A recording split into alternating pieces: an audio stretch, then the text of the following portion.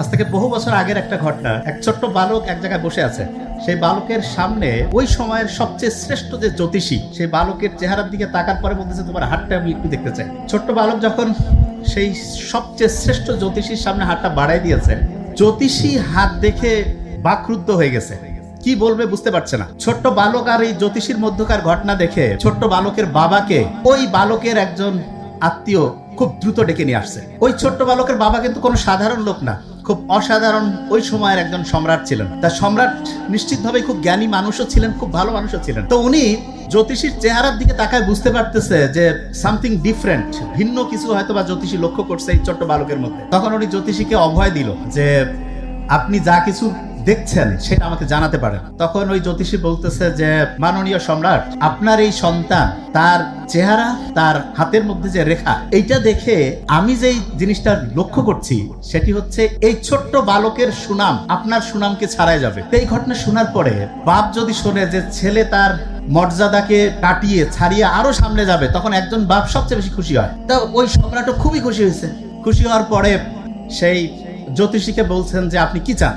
তা জ্যোতিষী বলছে যে আমি যেটা ভবিষ্যৎ দেখতে পাচ্ছি সেটা যদি সত্যি হয়, এইটাই হবে আমার জীবনের সবচেয়ে বড় চাওয়া।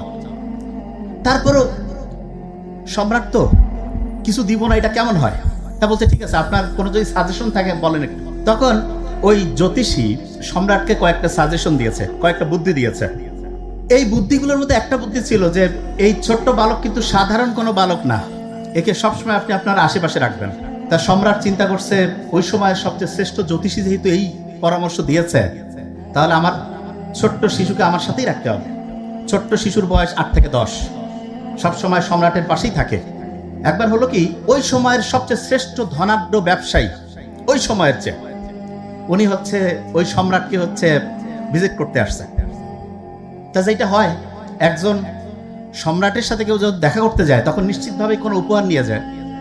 তো ওই সময়ের সবচেয়ে শ্রেষ্ঠ যিনি হচ্ছেন ব্যবসায়ী, উনি ওই সময়ের সবচেয়ে শক্তিশালী, সবচেয়ে আকর্ষণীয় একটা ঘোড়া নিয়ে আসছে। ঘোড়াটা এত শক্তিশালী এবং এত আকর্ষণীয়, রাজ্যের যারা সম্রাটের খুব কাছের মানুষজন ওই ঘোড়া দেখে একটু লোভ হয়েছে। সম্রাটকে বলতেছে যে আমাদের একটা আর্জি আছে, যদি একটু শুনেন। বলছে বলো। বলতেছে যে আমাদের মনটা চাচ্ছে আমরা একটু ওই ঘোড়াটার মধ্যে একটু চড়তে চাই। খুব ভালো মানুষ ছিলেন, খুব উদার ছিলেন। বলছে ঠিক আছে চলো। তা কে আগে চড়বে, কে পরে চলবে?